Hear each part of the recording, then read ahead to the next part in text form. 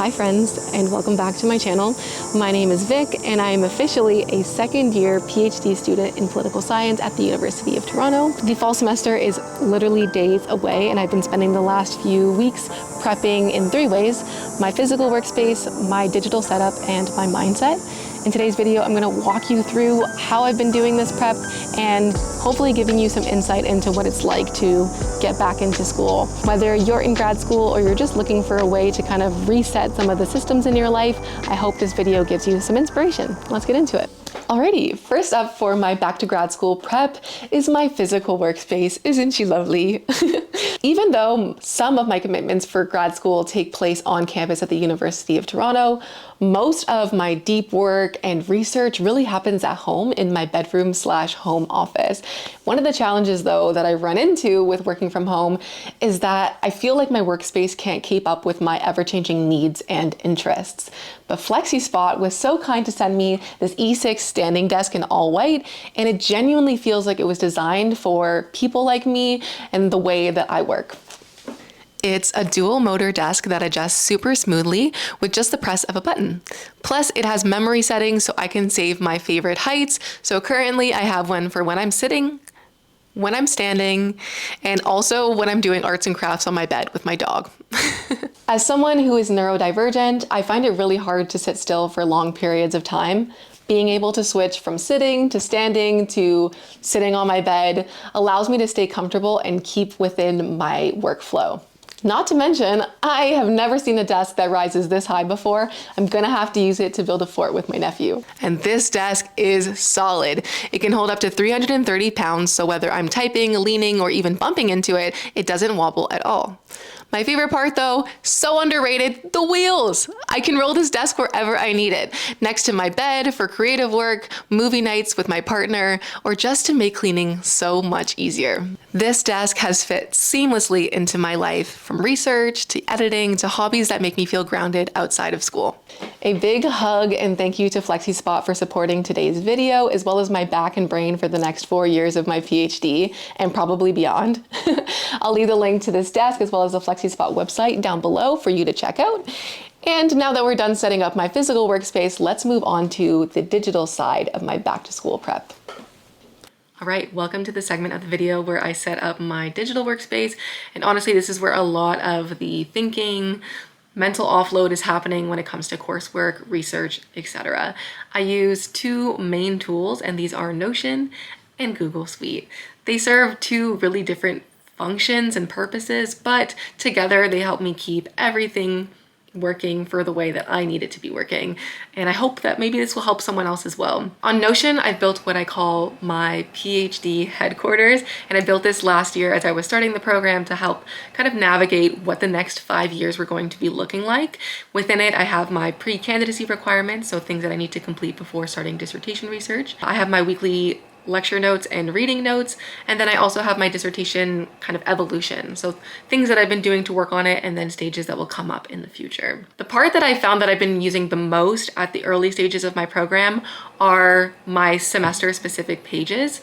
Right now I've been just finishing setting those up with all the information that I do have so that when school starts, it's already there for me to kind of fill in the gaps. At the top of my fall 2025 board, what I call a vision board to keep me focused on the energy I want to bring to the semester, followed by a list of goals that are front and center every time I open my Notion so that I can keep, those intentions in mind. Then comes the fun part, I think, the gallery of all of my courses and major projects like publications or contracts. And then finally, I have a deadline database, and this includes soft deadlines for feedback or independent projects. To avoid feeling overwhelmed, because there are points in the semester where that does happen, I will often create views of this database that allow me to filter out information that is not beneficial to me at that moment. So whether that's just like everything I need to do this week only, or everything I need to do specifically for this course, that allows me to kind of block out the unnecessary or not imminent threats. This year, I'm going to try to integrate Notion calendar, which I'm hoping will allow me to further break down my tasks and then also time block them into deep work sessions throughout the week. By the way, I will be doing a full in-depth Notion tour of this workspace in an upcoming video, showing you all of the systems and giving you free templates for how to just drop this entire database into your life and graduate school schedule. I attribute a lot of my success and my performance in my first year of grad school to this system. And so I'm really eager to share it with all of you as an educational resource. So if you're curious about the nitty-gritty of this system, I will be uploading a Notion tour in the next 2 weeks for you to access. And then the best way to make sure that you see it is to subscribe if you wanna. If Notion is where I'm planning and accumulating knowledge, Google Docs and Drive is where I'm polishing that information. Google Docs is my go-to for drafting research papers, especially when they are in the feedback and formatting stages.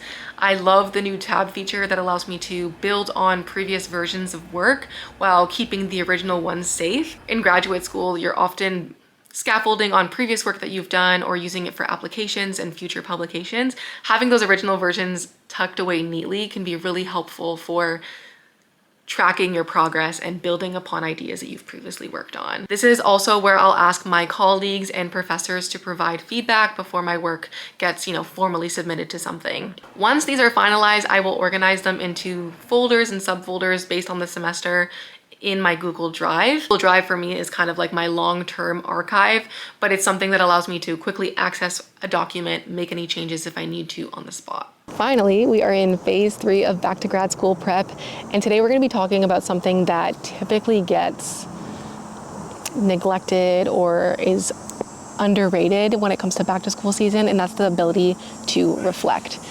We're so trained to listen to the feedback of other people, like professors, colleagues, peers, but when it comes to listening to ourselves, trying not to repeat the behaviors that have harmed us in the past or replicating things that worked for us, we need to have conversations about what worked and what didn't.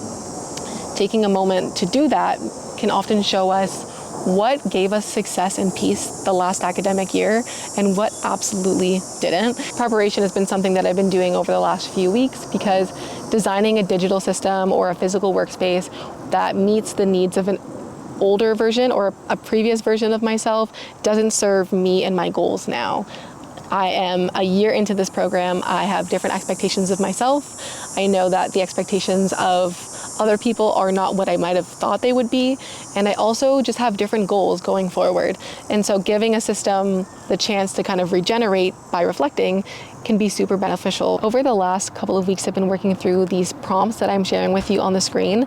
There are 3 phases: looking back, so checking in on what happened in the past, checking in now, which is phase 2, and then phase 3 is looking forward. What do I envision for myself in the next academic year? In the interest of inspiring you to reflect and obviously being vulnerable and human, I wanted to share a couple of my responses to the questions. Hi, Romeo. So first off, I will begin with phase 1, which was about looking back on the previous year. This was a piece of feedback that I got from my supervisor who basically said, if you have a particular goal, you cannot be doing what you previously did, even if it gives you that short-term satisfaction, because it doesn't necessarily result in the goals you want. And at the time, I felt like it was him telling me, do less, because doing more is bad. But I realized it wasn't do less, it was do more in a meaningful way, in a way that actually gets you to the long-term end goal. Phase 2 for checking in and just kind of seeing how I'm feeling going into the school year. The response I'm going to be sharing is to the question, what's my current relationship with academia? I wrote 3 words: nervous, excited, and scared. Nervous, I wrote that I feel like I'll need to replicate the success of last year, but not sure that I have the energy. Last year was incredible. I did really, really well academically. I was in rooms that I had never thought that I was going to be in, but when I hit April, I was absolutely exhausted. Excited, I love new beginnings and routines. They make things feel less uncertain. Sometimes I struggle with kind of having to fill an empty day with optimization and all of these things that I need to add into my life. When I have a routine and I have places to be, it allows me to overthink way less. And finally, scared. Looking at the syllabus, grades in particular, makes my chest feel tight.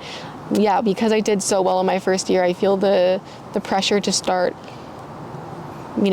being the best peer in my class, getting the best grades, managing the impressions of my professors. And that isn't something that I need to put my whole chest into. Maybe I should really try to just cut it off completely. But yeah, rewiring myself to think about my courses and the work that I'm doing now in a different light, in a less competitive and scary way. Finally, phase 3, which is about looking ahead. I love the question, what boundaries do I need to set to protect my time and energy? And here are some things that I'm doing, and I'll keep you updated on if I can actually stick to them. But they're actually things that I won't be doing in order to get the work that I really want to be doing done. So the first is I will not be spending all day answering emails.